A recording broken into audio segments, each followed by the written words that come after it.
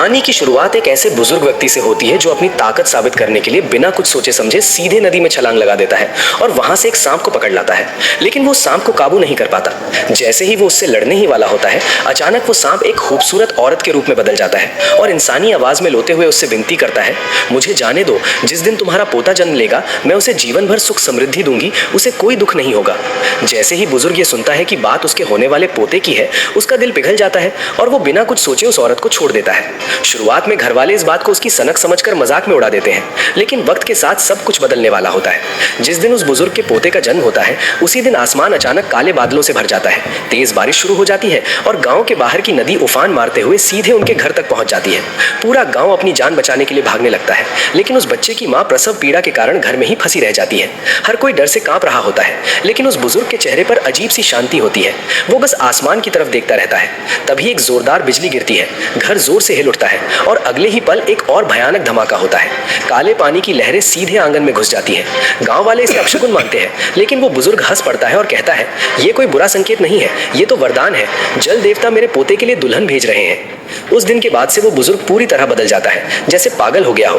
वो दिन रात एक पुरानी रहस्यमयी किताब में डूबा रहता है और उसी अजीब औरत को अपने कमरे में ले आता है। जब वो बच्चा 5 साल का होता है, तब बुजुर्ग उसे मिठाई देकर कहता है, देख, इसमें तेरी होने वाली पत्नी है। इसके बाद अगले 10 सालों तक वो बुजुर्ग उस बच्चे को रहस्यमयी ज्ञान सिखाता रहता है। समय बीतता है और जब वो लड़का 18 साल का होता है, तब बुजुर्ग अपनी आखिरी सांसें ले रहा होता है। मरने से पहले वो उसका हाथ पकड़कर 2 बातें कहता है। पहली, उसकी मौत के बाद उसे एक अजीब ताबूत में दफनाया जाए और लोग उसे छीनने आएंगे। दूसरी, उस औरत का अच्छे से ख्याल रखा जाए। इतना कहकर वो दम तोड़ देता है। लड़का रोता है, लेकिन खुद को संभालते हुए अपने चाचा के साथ ताबूत खोलता है। उसे लगता है कि अंदर कुछ सामान्य चीजें होंगी, लेकिन जैसे ही ताबूत का ढक्कन खोलता है, सबकी सांसें थम जाती हैं। अंदर एक बेहद खूबसूरत औरत शांत अवस्था में लेटी होती है। तभी ताबूत से एक अजीब सी खुशबू फैलने लगती है, जो धीरे धीरे पूरे गांव में फैल जाती है। लड़के का चेहरा सफेद पड़ जाता है, क्योंकि वो समझ जाता है कि ये कोई साधारण खुशबू नहीं है, बल्कि एक दिव्य आभा है जो बुरे इरादों वाले लोगों को अपनी ओर खींच सकती है। उसे दादा की बात का असली मतलब समझ आ जाता है। वो सब कुछ सच सच बता देता है, जिससे उसके पिता गुस्से से कांप उठते हैं और ताबूत पर लात मार देते हैं। चाचा उससे पूछते हैं, अब क्या करना चाहिए। लड़के के मन में आता है कि इसे जला दिया जाए, लेकिन दादा की चेतावनी उसे रोक देती है। आखिरकार वो फैसला करता है, इसे पीछे पहाड़ के पुराने मकान में ले चलते हैं। वो गांव वालों को हटाता है, उस औरत को काले कपड़े में लपेटता है और अकेले पहाड़ की ओर ले जाता है। वो उसे एक साफ कमरे में बिस्तर पर लिटा देता है। रास्ते में हवा लगने से खुशबू थोड़ी कम हो जाती है, लेकिन जैसे ही वो वापस जाने लगता है, उसे महसूस होता है कि कोई ठंडी नजर उसे घूर रही है। वो डर कर पीछे मुड़ता है, लेकिन वो औरत वैसी ही पड़ी रहती है। वो जल्दी से वहां से निकल जाता है। जाते जाते उसे एक चमकती हुई किताब गिरती हुई दिखाई देती है, जो उसी औरत के शरीर से गिरती है। डरते हुए वो उसे उठाकर वापस रख देता है और वहां से भाग जाता है। कुछ दिनों तक सब कुछ शांत रहता है, लेकिन एक रात उसे अजीब बेचैनी महसूस होती है। वो फिर उसी पहाड़ वाले घर की ओर जाता है। रास्ते में उसे कुछ काले साए दिखाई देते हैं, जो उसी मकान की तरफ बढ़ रहे होते हैं। छिपकर देखने पर उसे पता चलता है कि वो इंसान नहीं, बल्कि अजीब कठपुतलियां हैं और उनके साथ एक लाल कपड़ों में लिपटा हुआ रहस्यमयी प्राणी है। वो प्राणी कहता है, मेरी पत्नी, मैं तुम्हें लेने आया हूँ। ये सुनते ही लड़के के अंदर गुस्सा भर जाता है और वो उस पर पत्थर फेंक देता है। वो प्राणी गिरता है, लेकिन तुरंत उठकर चिल्लाता है, कौन है। अगले ही पल वो लड़के के पीछे आ जाता है और उस पर हमला कर देता है। उसके हाथ पर गहरा घाव कर देता है। वो ठंडी आवाज में कहता है, तूने मेरे काम में दखल दिया है, इसकी कीमत चुकानी पड़ेगी। लड़का भी पीछे हटने वाला नहीं होता, लेकिन तभी उस प्राणी की आंखों से हरी रोशनी निकलती है और उसे चक्कर आने लगते हैं। उसे समझ आ जाता है कि वो जाल में फंस चुका है। आखिरी कोशिश में वो अपनी जीभ काट लेता है, दर्द से होश में आता है और तुरंत एक ताबीज फेंक देता है। ताबीज के गिरते ही वहां मौजूद सारी कठपुतलियां जलकर राख हो जाती हैं और उनके अंदर छिपे छोटे छोटे जीव भागने लगते हैं। वो दुष्ट प्राणी गुस्से से उसे घूरता है और दोबारा हमला करने की कोशिश करता है, लेकिन लड़का उसे रोक देता है।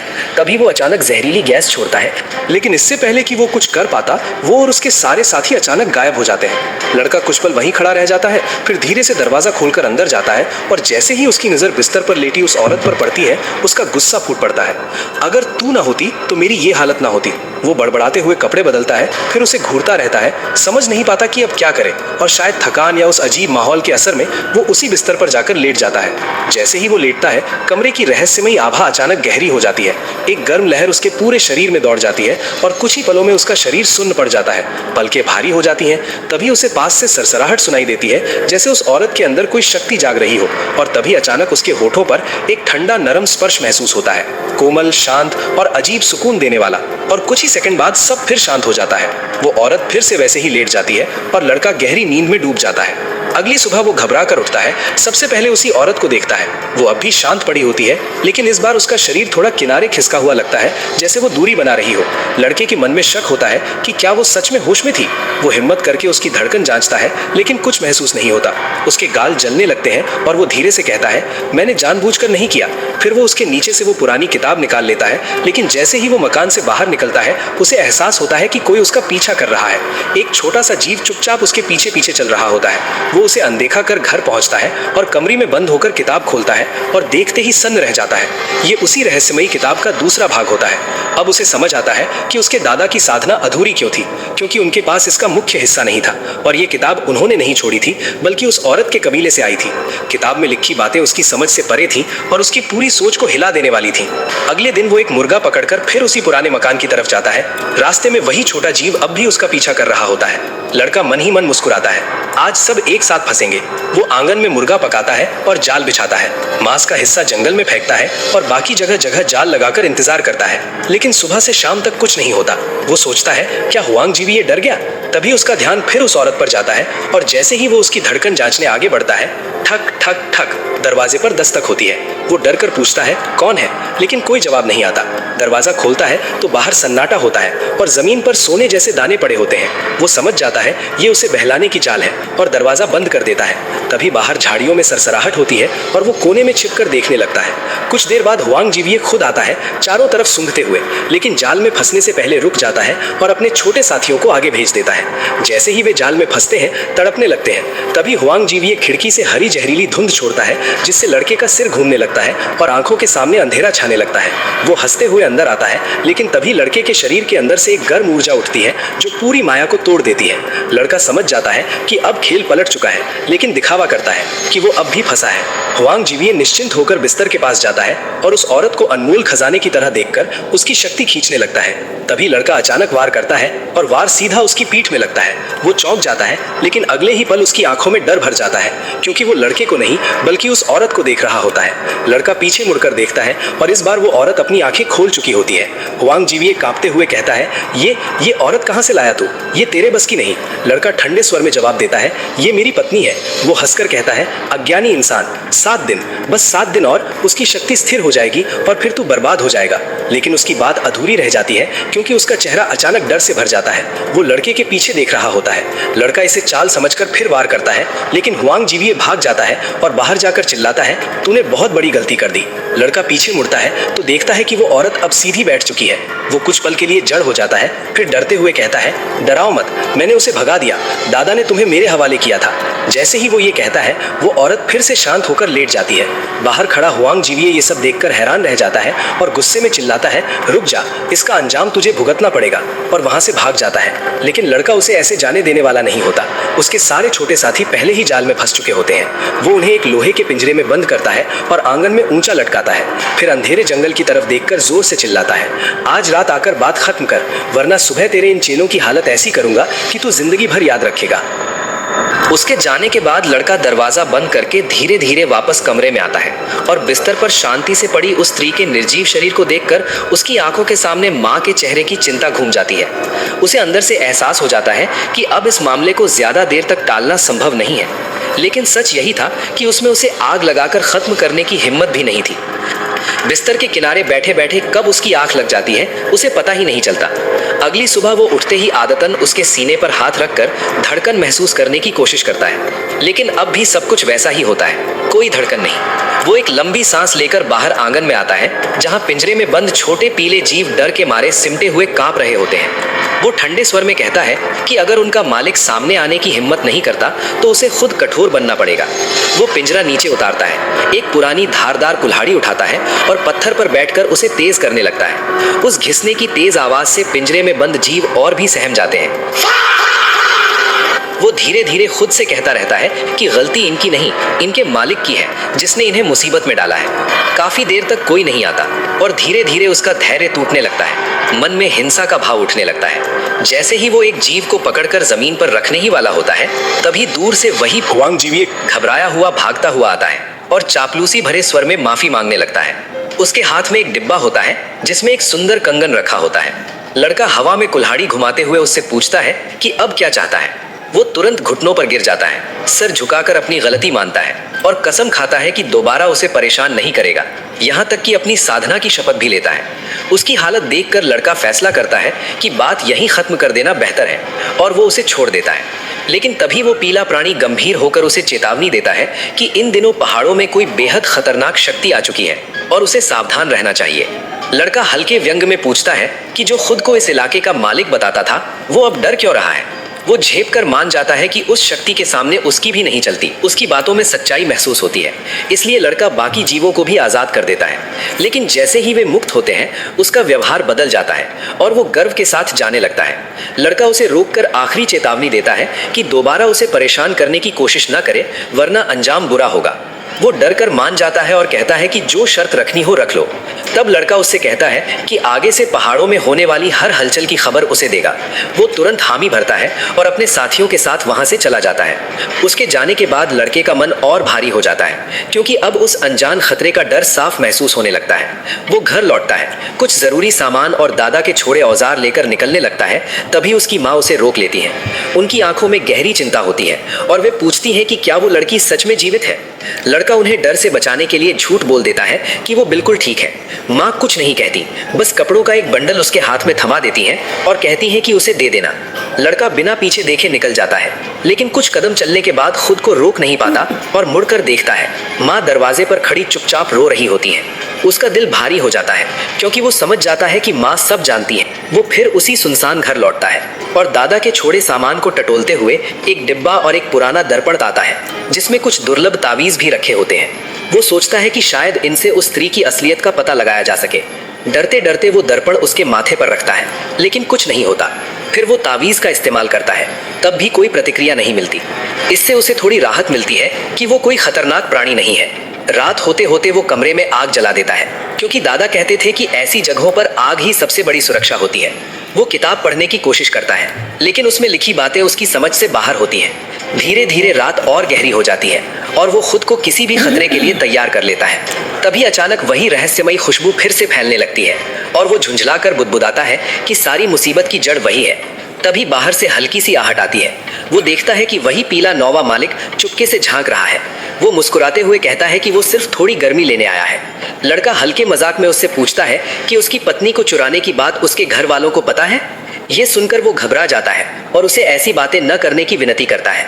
लड़का उसे चेतावनी देता है कि अगर उसे चुप रहना है तो आज रात उसकी मदद करनी होगी।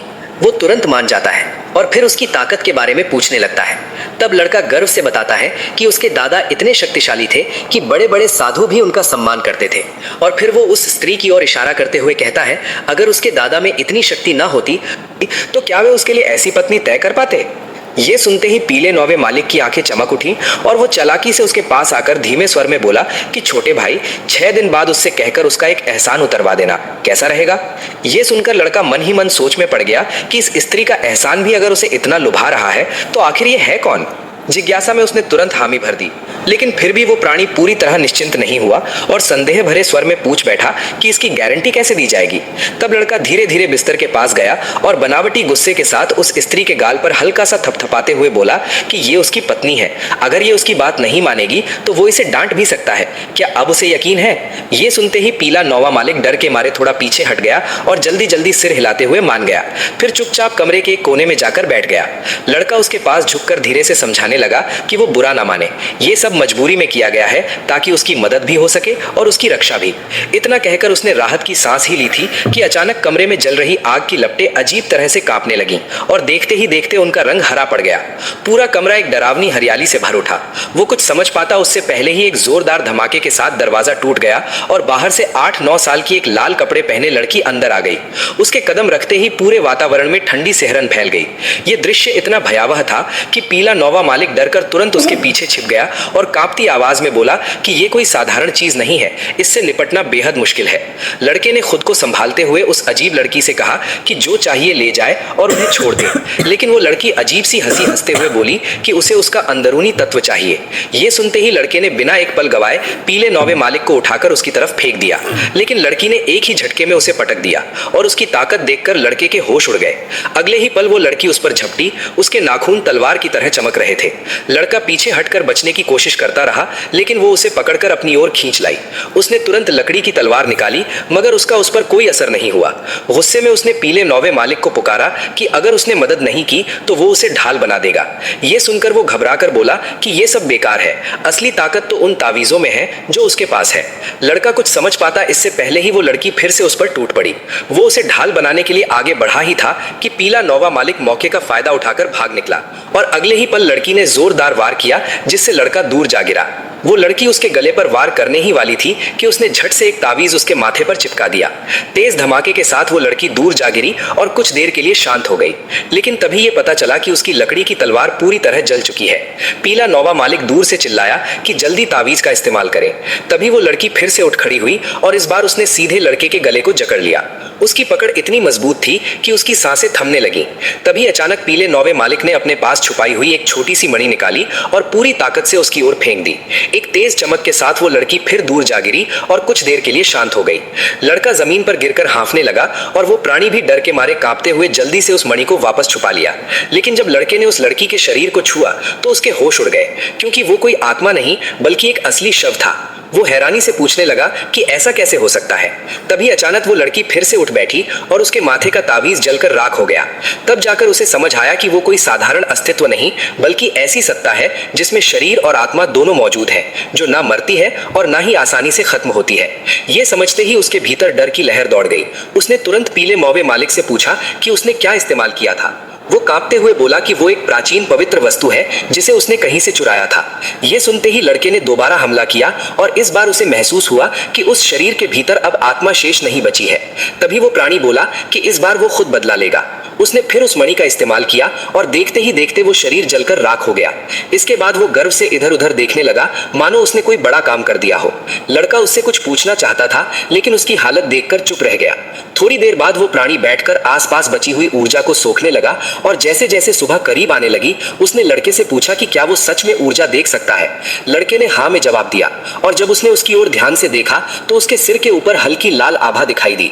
उसने कहा कि अगले 2 दिनों में उसके जीवन में प्रेम का योग बनने वाला है। लेकिन ये सुनकर वो हंस पड़ा और बोला कि ये सब झूठ है और उसे बेवकूफ बनाने की कोशिश की जा रही है। इतना कहकर वो बड़बड़ाता हुआ बाहर निकल गया और मौका मिलते ही चुपके से वहां से